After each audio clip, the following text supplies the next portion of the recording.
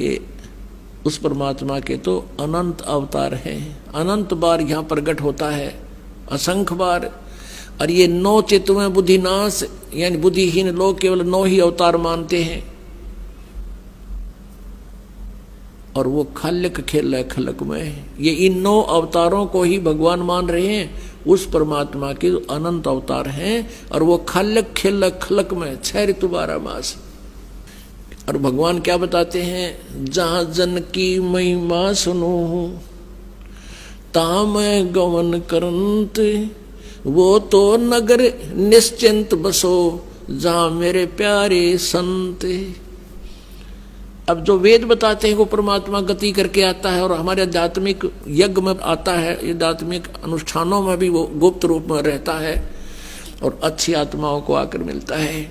और वो परमात्मा स्वयं भी कहते हैं, जहां जन से महिमा सुनो, जहां मेरी महिमा चलती है, जहां मेरा ज्ञान प्रचार होता है, तहां मैं गवन करंत, वहां मैं पहुंच जाता हूं, एक पल में पहुंचूंगा, क्षण एक में जन अपने के काज, हिरण्यकशिपु जो मार दूं और नरसिंह धर लूं साज। तो यहाँ परमात्मा कहते हैं, जहां जन से महिमा सुनो तहां मैं गवन करंत, वहां पहुंच जाता हूं गति करके। और वो तो नगर निश्चिंत रहो जहां मेरे प्यारे संत, जहां मेरी प्यारी आत्मा है, कहते हैं उस नगरों को भी हानि नहीं होने दूंगा।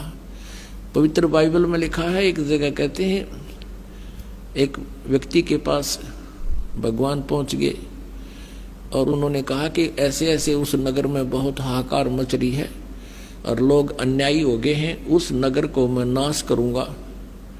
तो उस भगत ने पूछा कि प्रभु, यदि उस नगर में आपके 10 भगत होंगे, क्या तुम फिर भी उनको नाश कर दोगे?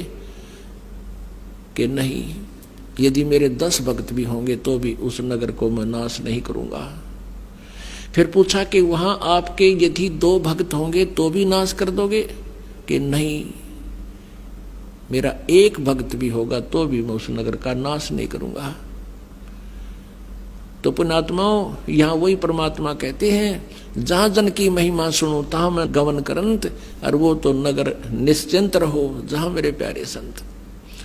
अब पुण्यात्माओं, 1 भक्त के कारण भी एक नगरी बसी रहती है, तो वो कितने निकम्मे आदमी है।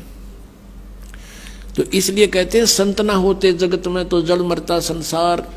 तो परमात्मा हर युग में रहते हैं, हर पल में रहते हैं, लेकिन वो उस समय उनका जो सतीथि होती है वो गुप्त रहते हैं, उनको कोई पहचान नहीं सकता। ना तो आग ला दे काल यहाँ पे, वो परमात्मा इस जो है जलते हुए काल के लोक में बर्फ का काम करते हैं यहाँ।